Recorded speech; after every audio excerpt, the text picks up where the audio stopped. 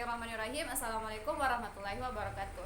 Jadi kembali lagi bertemu dengan saya Yusmaniar Atifadur, jurusan Biologi Fakultas Sains dan Teknologi Universitas Islam Negeri Alauddin Makassar. Jadi sekarang saya sedang bersama teman saya atas nama Ridawati.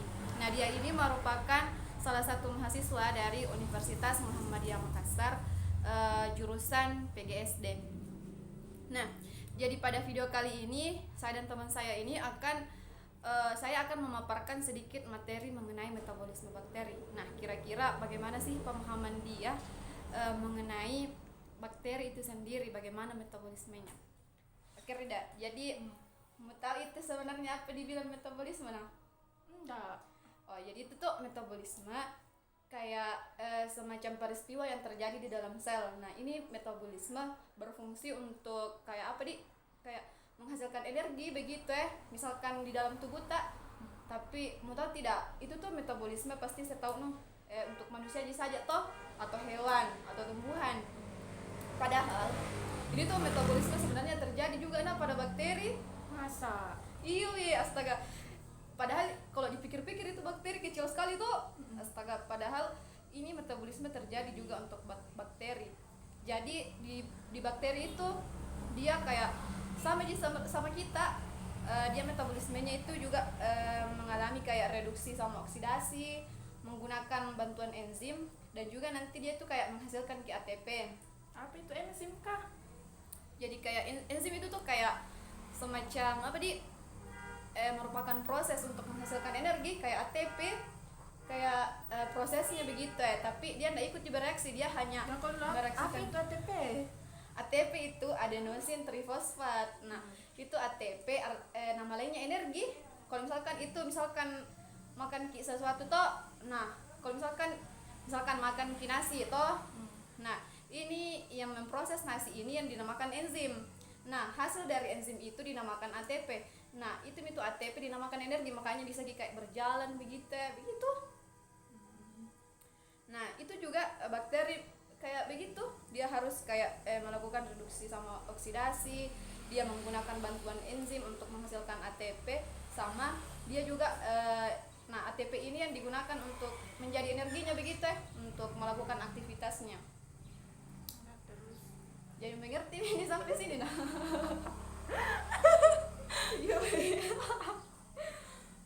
Iya tak, jadi itu metabolisme bakteri itu sangat beragam sekali, berbeda sama kita. Baru itu bakteri itu enggak yang kayak satu metabolismenya dia banyak ya. Kalau kita manusia dibilang satu metabolisme tak ya, bermetabolisme maksudnya sama semua toh. Tapi kalau bakteri itu hewan bakteri berbeda-beda. iya berbeda sesuai dengan tempatnya, karena bakteri itu kan ada yang sifatnya kayak suka sekali di tempat dingin begitu ya, ada yang tinggal di kutub utara, maka dia tuh metabolismenya berbeda juga dengan bakteri yang hidupnya di tempat-tempat yang panas begitu. Jadi berbeda juga. Selanjutnya glikolisis. Jadi ini tuh prosesnya itu bakteri untuk menghasilkan ATP itu termasuk juga proses glikolisis Untuk menghasilkan ATP. Nah, mau tahu itu sebenarnya apa dibilang glikolisis lah? Belum. Sekarang ada PGSD. Jadi itu tuh glikolisis itu proses pemecahan glukosa menjadi molekul asam pirufat. Nah, ini molekul asam pirufat nanti yang kayak ubah jadi ATP. Jadi misalkan sebenarnya ini glikolisis kan memecah glukosa toh. Nah, itu glukosa untuk jadi glukosa toh gula. Ya, jadi misalkan gula yang ada di dalam tubuh tak begitu. Jadi misalkan ini glikolisis kayak napecah begitu glukosa. Kan ini gula kayak apa tunggu dulu. Pikir Gula. Iya, Yang bukan. tebu toh? Iya, ya dari tebu cocok mie, tapi kan kalau masuk di dalam tubuh itu kan ada namanya proses toh. Nah, ini proses glikolisis namanya, diproses gini glukosa sehingga bagaimana dia kayak bisa jadi energi untuk tubuh tak begitu. Nah, kalau di glikolisis pada manusia dan tumbuhan itu atau hewan lain itu dia tuh kayak tidak serumit ya, beda juga sama bakteri. Kalau bakteri itu tuh ada empat kayak lintasan glikolisisnya. Nah, ini kayak berbeda-beda. Ada yang dinamakan EMP, ada juga heksosamonofosfat. Apa itu kan? Nggak mereka kalau masa-masa mati. Kalau EMP itu kayak semacam dia kayak tidak bercabang-cabang jadi begitu anunya, langsung misalkan glikolisis dipecah jadi glukosa, dipecah Jadi energi. dipecah nih, iya kayak tidak bercabang-cabang begitu, tidak bercabang-cabang banyak itu. Berbeda dengan kayak heksosamonofosfat, lintasan Ebner Deudorov, lintasan fosfoketolase. Nah ini tuh ketiganya kayak berbeda ke dia sama EMP, pokoknya dia rumit ki anunya, kayak rumit ki untuk dijadikan energi. Terus jadi dia berbeda. Jadi selanjutnya tuh itu ternyata bakteri itu tuh kalau dipikir-pikir apa itu sebenarnya manfaatnya tuh, mau pikir tidak? Iya. Ya kayak jadi parasit gitu. Iyo, kalau dipikir tuh pasti kayak ih apa gitu bakteri jadi parasit saja.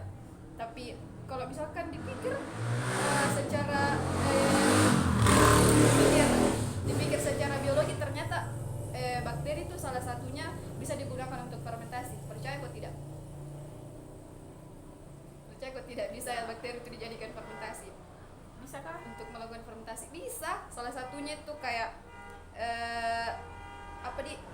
fermentasi asam laktat atau kayak cuka begitu. Cuka. Jadi itu ternyata cuka salah satu anunya tuh itu ternyata bakteri. Bisa juga kayak memfermentasi, tadi fermentasi tuh mengawetkan begitu tuh. Jadi ternyata itu bakteri bisa juga jadi mengawetkan, tapi kayak cuka jadi begitu. Baru ini tuh sebenarnya fermentasi tidak bisa juga dilakukan untuk semua bakteri. Nah, Bakteri apa sih? bakteri kayak anaerob ji, anaerob fakultatif. Mau tahu gitu bakteri anaerob fakultatif lagi? Jelaskannya. Jadi itu tuh bakteri anaerob fakultatif itu kayak bakteri yang hidupnya itu bisa hidup tanpa ada oksigen. Makanya itu bisa hidup kayak begitu Jadi, di asam laktat. Nggak bernafas ki? Bernafas pakai Dia kayak cocok tidak bernafas ke dia, tapi berbeda dengan bakteri karena ini kan bakteri dia mempunyai kemampuan khusus toh, diciptakan sama Allah tuh. dia kayak punya kemampuan khusus kayak tidak harus bernafas. Dia tuh kayak ada kemampuan apanya, tidak harus bernafas tapi tetap dia hidup kayak apa dia itu doa ya itulah toh, pokoknya dia bisa hidup tanpa kayak tidak ada oksigen. Nah itu bakteri itu saja Ji yang bisa kayak untuk memfermentasi kayak sesuatu begitu. Jadi selanjutnya itu kayak ini tuh fermentasi ternyata bakteri itu digunakan tidak hanya untuk kayak melakukan fermentasi juga nah, tapi bisa juga digunakan untuk dilakukan untuk membantu dalam proses penelitian. Karena ini tuh kalau misalkan ada bakteri tuh berarti ditauki kan, misalkan ini kan habitat bakteri itu berbeda-beda toh. Nah kalau misalkan meneliti sesuatu dan misalkan dengan bantuan kayak ini bakteri ditauki bilang oh ternyata bakteri yang bisa hidup di cuka ini kan bakteri ini saja, jadi bisa ditahu bilang oh bisa diteliti begitu lebih mendalam, bilang oh ternyata bakteri ini yang ada di cuka begitu. Oke Reda, jadi intinya yang bisa nu pahami nih anuku weh apa weh? Iya, jadi kita apa jadi misalkan setelah mendengar ini penjelasanku kira-kira apa bisa memahami begitu. Yang bisa aku tangkap yang tadi materi itu yang sampaikan, yang pertama itu metabolisme. Ternyata metabolisme itu tidak hanya terjadi pada manusia, tetapi terjadi juga pada bakteri.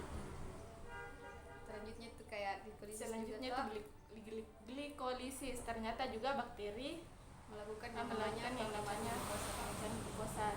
Yang terakhir itu fermentasi. Ternyata itu kalau dipikir tuh tidak ada sekali jadi manfaatnya bakteri kayak jadi parasit gitu. Jadi parasit saja, ternyata juga bisa untuk fermentasi asam laktat. Kayak contohnya tuh cuka, apalagi itu jadi asam campuran juga, tapi ya penting lah toh didengar itu kayak cuka begitu. Oke, terima kasih Rida. Jadi ya itu saja pemaparan materi serta sedikit pemahaman yang diberikan oleh saya kepada teman saya, dan semoga kedepannya bisa bermanfaat untuk saya, terutama juga teman saya juga ini. Semoga bisa menambah ilmu. Terima kasih. Wassalamualaikum warahmatullahi wabarakatuh.